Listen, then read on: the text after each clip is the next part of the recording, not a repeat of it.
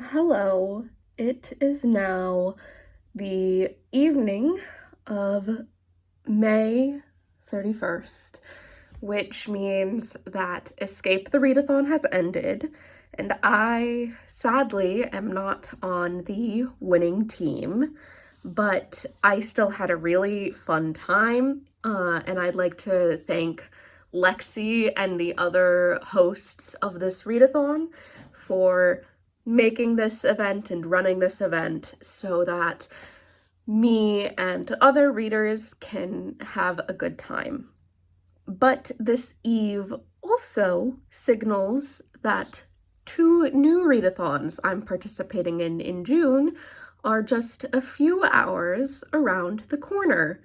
And in preparation for the start of these readathons, the prompts for the beginning of them have been made available. Now, the prompts for the Tarot Readathon have been out for a while, but the first leg of the amazing Readathon has just recently dropped, and so I am planning to go through the prompts and pick out a book that I will plan to read for it ahead of time, just so that I have a game plan, and once I finish the first book, I can just boom, boom, boom right into the following books. But I would also like to try to pair up each book with both of my readathons so that both teams that I'm on can be getting points as I'm reading, not just one team. So while I'm attempting to pick out books for the prompts for the amazing readathon, I'm also going to be pulling tarot cards and attempting to match the tarot prompt as well. So pulled up on my laptop in front of me, I have both the amazing readathon leg 1 prompts and some preliminary choices, and I also have the tarot card prompts as well as a digital tarot deck that I will be drawing from, because I learned that the tarot deck that I currently have was made with AI art, and I don't want to be supporting AI art, so I have bought a new deck that is not made with AI, and until that arrives, I'm going to be using the digital deck.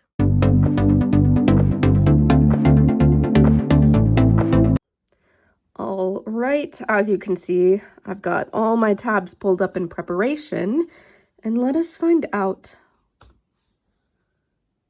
This is the Four of Cups. All right, and the prompt for the Four of Cups is read a book that's been sitting on your shelf/TBR for a long time. Okay, so for the tarot readathon, I'm going to be fulfilling the Four of Cups prompt, which, as I already said, read a book that's been on your TBR or shelf for a very long time. And I actually have the perfect book for this off the very tippity top of my head. I have had this book since middle school, which means 8, 9 years now? God. And I was already planning to use it for the bonus prompt with the amazing readathon leg 1, which was an eye on the cover. And that book is 172 Hours on the Moon by Johan Harstad. Sorry if I pronounced that wrong. This is a sci-fi horror about a bunch of teens from around the world who are selected via a raffle to go on a trip to the moon, except there's maybe something on the moon that is not pleasant, and they are going to wish that they had stayed on Earth.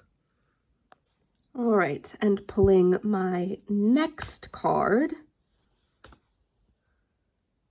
the Queen of Swords. And the Queen of Swords, it's the third row. Read a book featuring a strong female character, a matriarchy, or women in power. This is another really easy pick for me. I read the first book in this duology 1 or 2 months ago and absolutely loved it. And I've been trying to fit the sequel into my readathon plans ever since I read the first one, and it just hasn't panned out.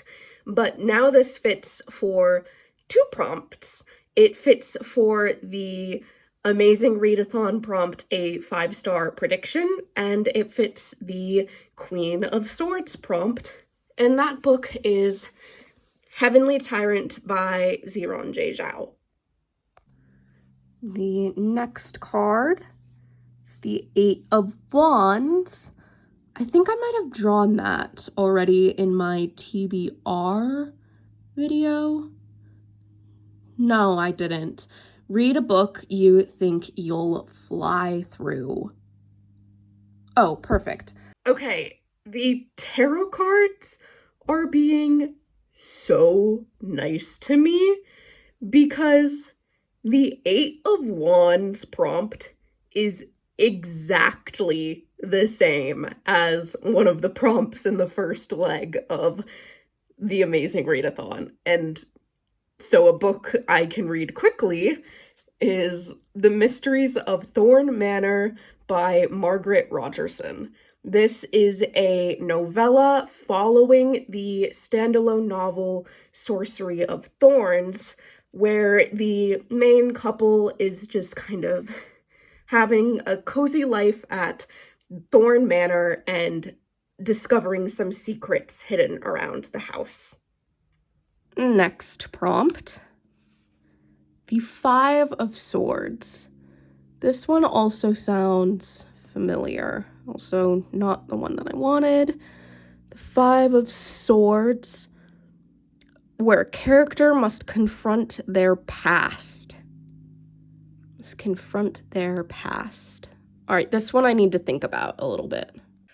All right, this one might not be a perfect fit. I won't really know until I start reading the novel, but if it does fit the prompt, then I will be reading The Wife Comes First by, oh god, let's listen to me butcher this, Chi-Wei Shang.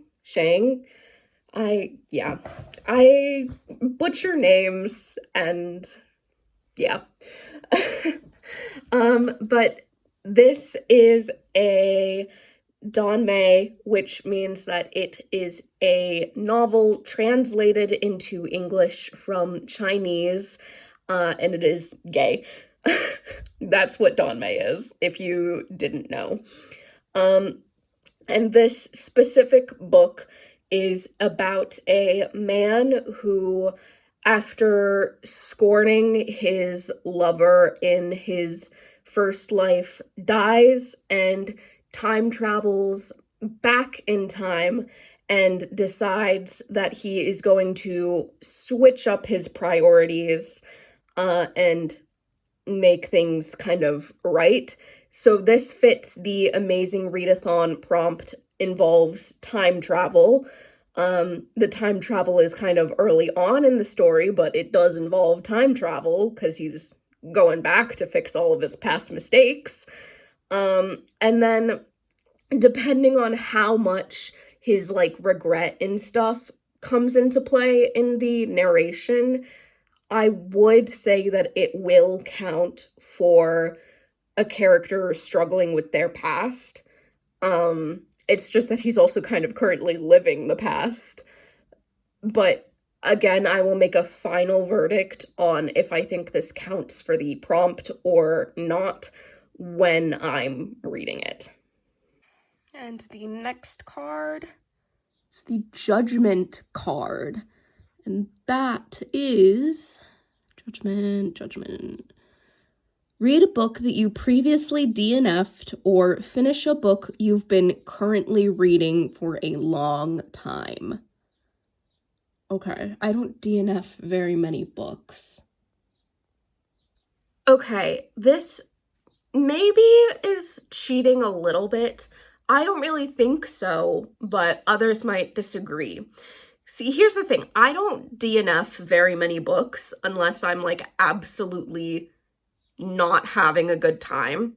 So I don't want to like pick anything up that I previously tried and like absolutely hated.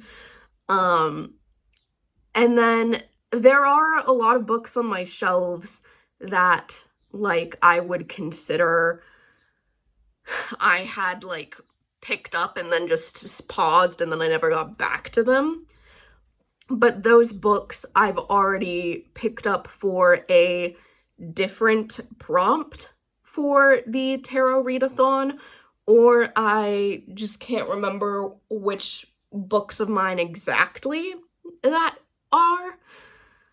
And so one that I've been currently reading for a long time, I only have one of those that fits into this prompt. And while it won't be able to count for the Amazing Readathon, or at the very least this leg of the Amazing Readathon, so I'm going to assign this book to this prompt, but this might be one that I push off to another one of my vlogs, because I'm going to make a vlog for each Amazing Readathon leg. So you might see me mention this book in this vlog, and then it won't come up again, but it'll come up in one of the later vlogs when it will be applicable. But the book that I'm going to be assigning to the Judgment card is I have an omnibus of the Beautiful Nightmares series by Amy Penza and Anna Fury. And I read the first 2 books in this omnibus back in like November. And then I was like, okay, I'm having a really fun time. I just kind of need like a mood shake up, so I'm not reading things with the same vibe back to back. And I never went back to finish the 3rd book. So I would say that this is a book, because an omnibus is one book, that I've been currently reading for a while. People might argue with this interpretation, but I think it counts, so I'm going to count it. All right, and the next card, the Fool. Okay.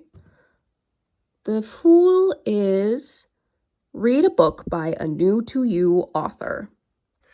Okay, this is a prompt that I can apply to a couple of the books that I was planning to read for the first leg.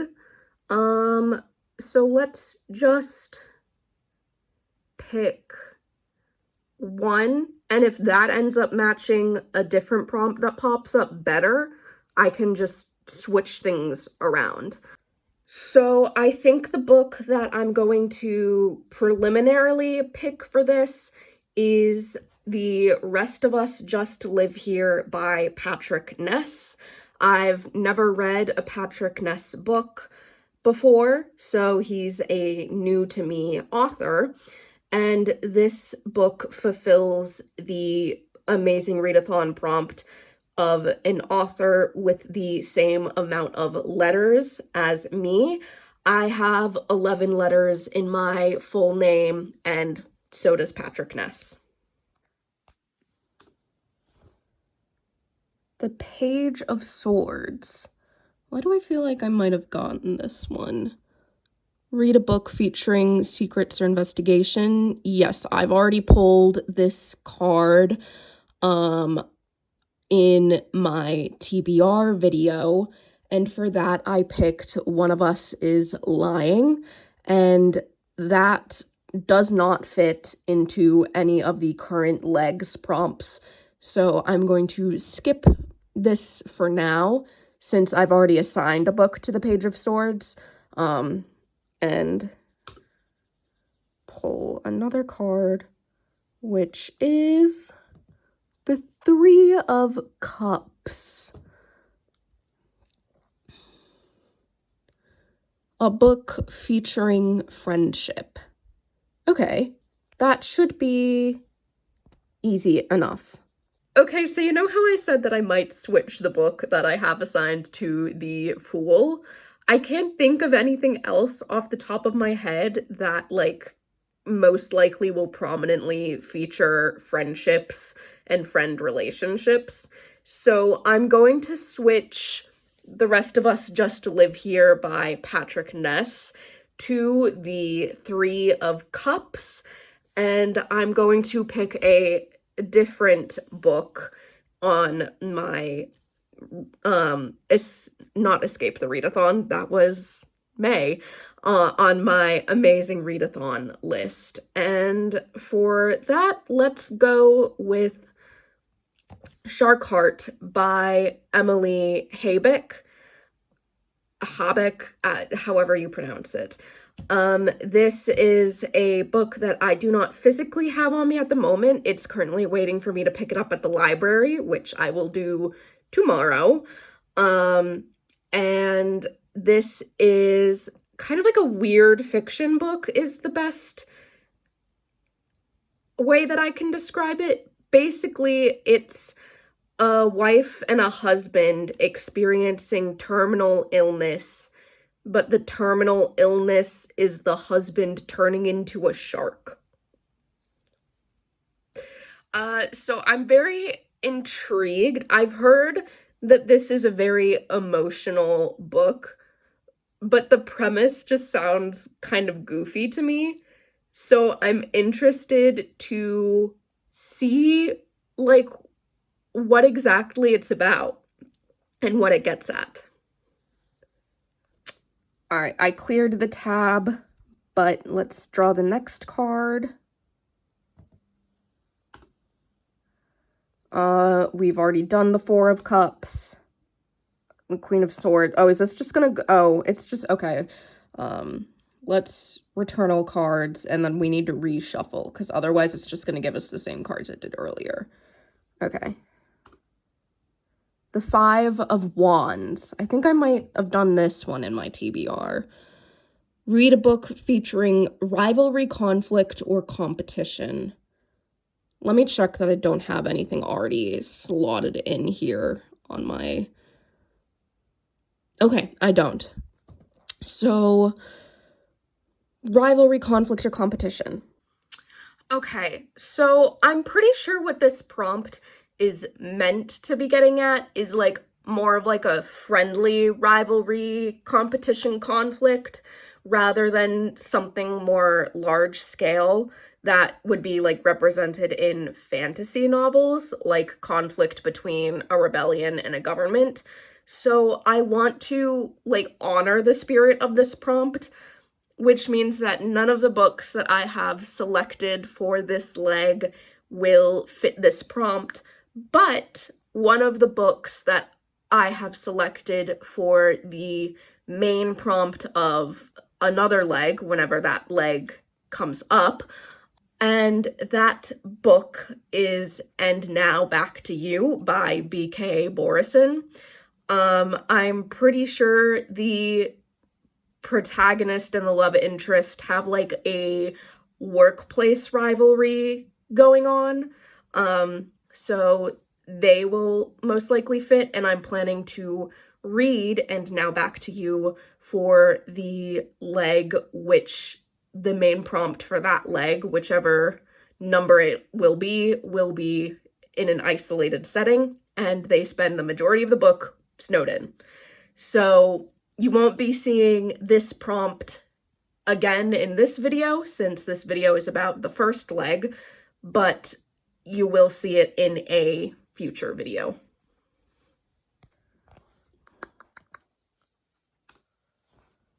the 7 of Swords. 7. Read a book with a morally gray main character or anti-hero. Okay. Okay, this is a prompt that, once again, I feel like you can only definitively say that a book fits that prompt once you start reading it.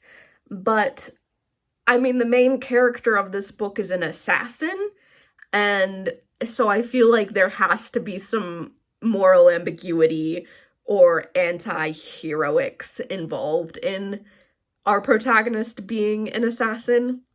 And this book is what I'm planning to read for the leg prompt of takes place in a large city. And that book is The Assassin's Guide to Babysitting by Natalie C. Parker. I should only have like 1 or 2 more cards to pull before I have all of the tarot prompts that I will need in order to fulfill this leg, hopefully. Queen of Swords. I believe we like pulled this one earlier in the video, but yes, we did, and that's Heavenly Tyrant. The High Priestess. And that's read a book with a mystery element. Okay, so it took me a little bit of thinking before I had an answer for this. So this prompt I can maybe apply to the current leg of the Amazing Readathon, but most likely I won't be able to because I'm still waiting on Libby to get it to me. I am first in line. It's just a matter of, well, we gotta see how long the person before me takes to finish reading it. But I think the book that I will slot in for this tarot prompt is Paladin's Grace by T. Kingfisher, because it's a romance with a murder mystery sprinkled in. So definitely a mystery element. God, I really don't like filming in front of my computer, but like I need to have all the prompts in front of me. I hate the glare in my glasses. But yes, we will see if it comes in time. I doubt it, because in time would be within the next like 6 hours, because if I do get it in time for the leg, I would be reading it for the main prompt, which is the prompt that I have to read for first, and that would be a book recommended on BookTube. But I doubt that I will be getting it in time for me to read it in this vlog. All right, and then I just realized that one of the books that I'm planning to read for this leg, I already have a tarot prompt for because it came up in my TBR video, and that is Gearbreakers by Zoe Hana Mikuta, because this is my book for the Knight of Swords. Cup. This is my book for the Knight of Cups prompt, which technically isn't for the Knight of Cups prompt. This is part of a spread, so I got to switch it out with another card's prompt. I forget which card, but the switched out prompt ended up being set somewhere you haven't been, and I have not been to the fictional world of this book. And in the Amazing Readathon, I'm going to be reading this for the one-word title, because Gearbreakers, despite sounding like it should be 2 words, is in fact 1 word. I'm only going to pull 1 more card because I only have 1 more prompt that I need filled for this leg of the Amazing Readathon, but I have no guarantee that any of my currently available options will fit the card that I pull. I have 4 potential options for this prompt, this prompt being the recommended on BookTube prompt. I have 2 at my immediate disposal, and then the other 2 I have holds on. But again, we'll see. Ideally, the card that I pull will fit one of the 2 that I currently have, and therefore will set my list. Non-ideally, this card doesn't fit any of my currently available books, and I give up with, I think there's 7 prompts in this leg. Let's see, 1, 2, 3, 4, 5, 6, 7, 8, 9. Okay, there's 9 prompts in this leg. So, worst case scenario, I have 8 of the prompts given a also tarot prompt, and 1 that will just benefit the amazing readathon. Best case, like I said, this card will select a read. The Fool, we already drew. Page of Pentacles. I want to say I maybe drew that one already in my TBR video. Which one is this? Last one. Page of Pentacles. Read the shortest book on your TBR. Oh boy. Okay, so I have finished looking at my Goodreads, and while it's not the shortest book on my to-be-read list, it is the shortest one that I have quick access to, so I'm going to say that it counts for the purposes of purposes. And so the book I will be assigning to this prompt is Broken Bonds by Bree, and this book does fit the recommended on BookTube prompt for the amazing readathon because I first heard about this series from Lexi on Books with Lexi. So that is my planned TBR for this video, as well as 1 or 2 books for future videos this month, but I sadly cannot start reading quite yet. I will check in with you all tomorrow.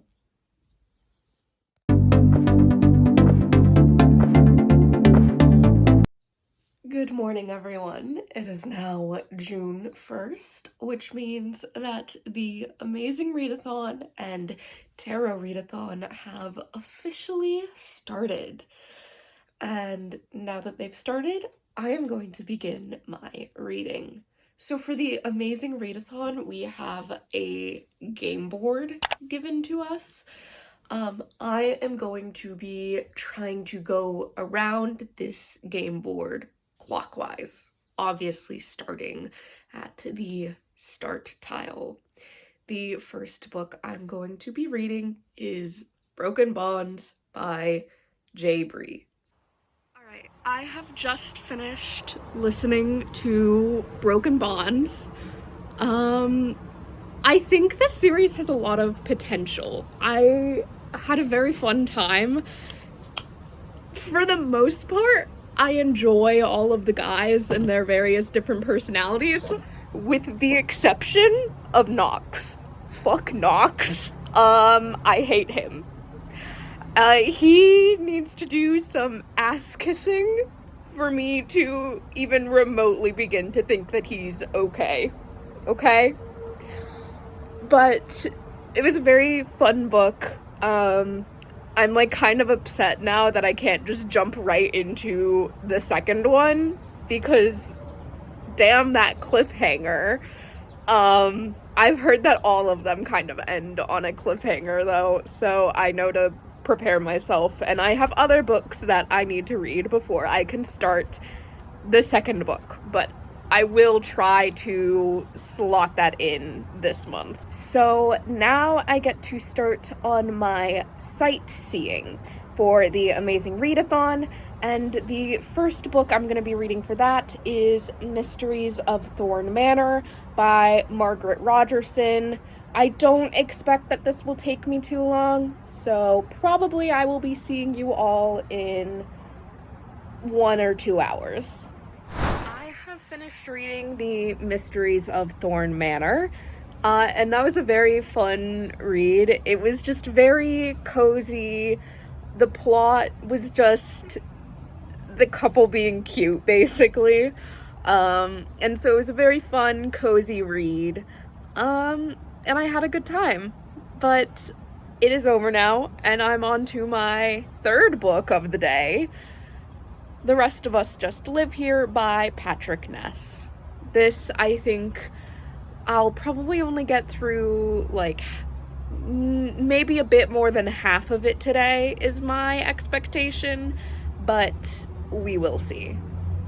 Hi, it is now the 2nd of June, and I have just finished reading The Rest of Us Just Live Here by Patrick Ness.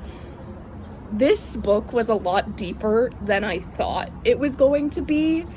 I love all of the complex relationships between the characters and the mental health representation throughout this book. I don't very often see OCD represented in books, and I think that this was done in a very interesting way. Yeah, though I will say, the one thing I'm not sure about is I don't love that at the end the ability to cure mental health disorders was presented.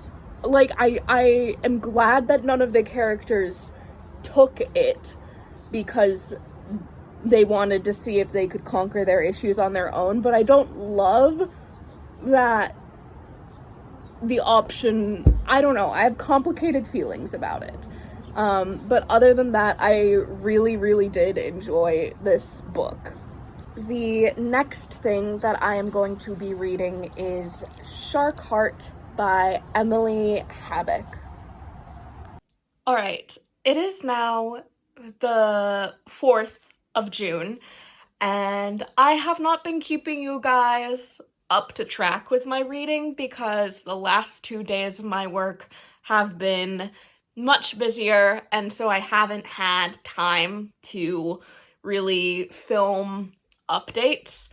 But as of right now, Leg 1 has ended, which means my reading for Leg 1 has ended, which means this vlog is coming to an end. So I'm going to give you guys the updates on my reading for Leg 1 now. I believe the last time I left off, I was starting Shark Heart by Emily Habeck. That book was so good. The premise of it sounds so goofy, like a man turning into a shark and that's a terminal illness. It sounds like such a goofy idea, but it did emotionally wreck me. There were times when I was reading that I was legitimately tearing up.